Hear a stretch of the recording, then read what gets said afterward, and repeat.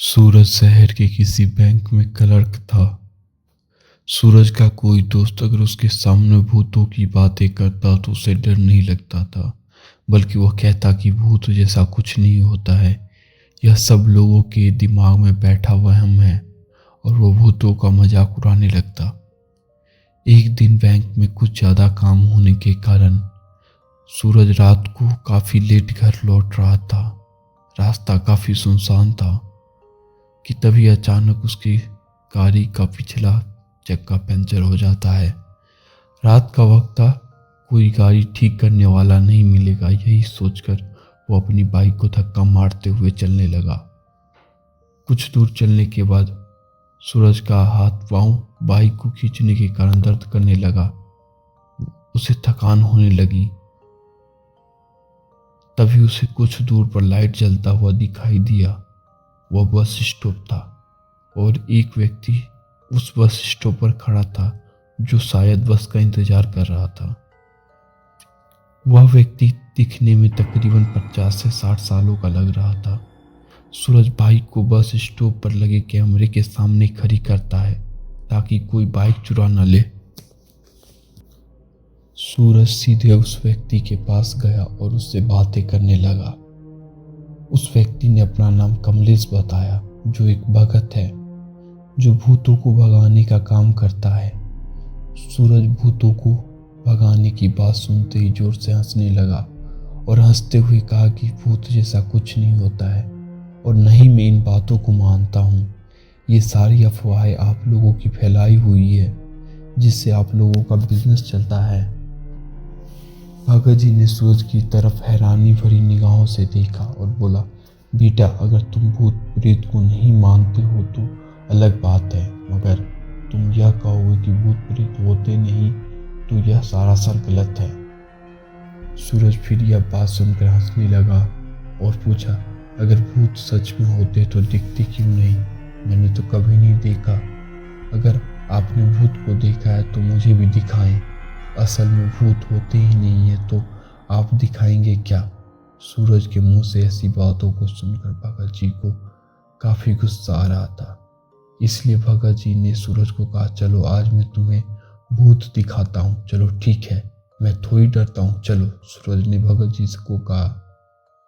भगत जी आगे आगे था, सूरज उनके पीछे पीछे चलने लगा। कुछ दूर चलने के बाद भगत जी एक विशाल पेड़ के पास पहुंचे। वो पेड़ काफी घना तथा बड़ा था। भगत जी सूरज को पेड़ के नीचे बैठने को कहता है और खुद भी जमीन पर बैठ जाता है।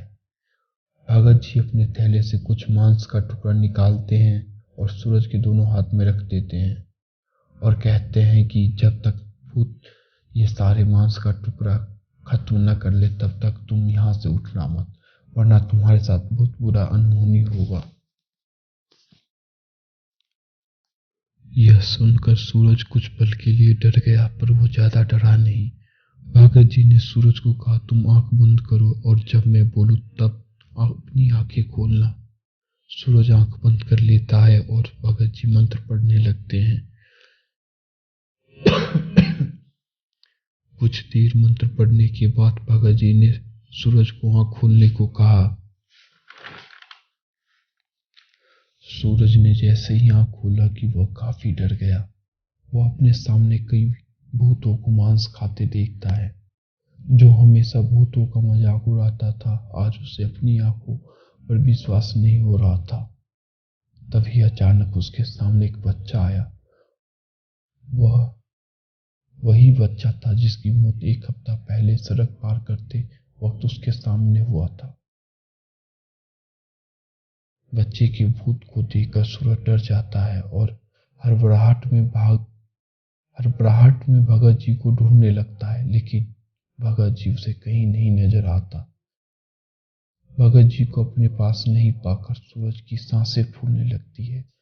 वह अपने हाथों में रखा मांस का टुकड़ा फेंक देता है और उठकर अपने घर की तरफ तेजी से भागने लगता है, क्योंकि अब उसके अंदर भूतों का डर बैठ गया था।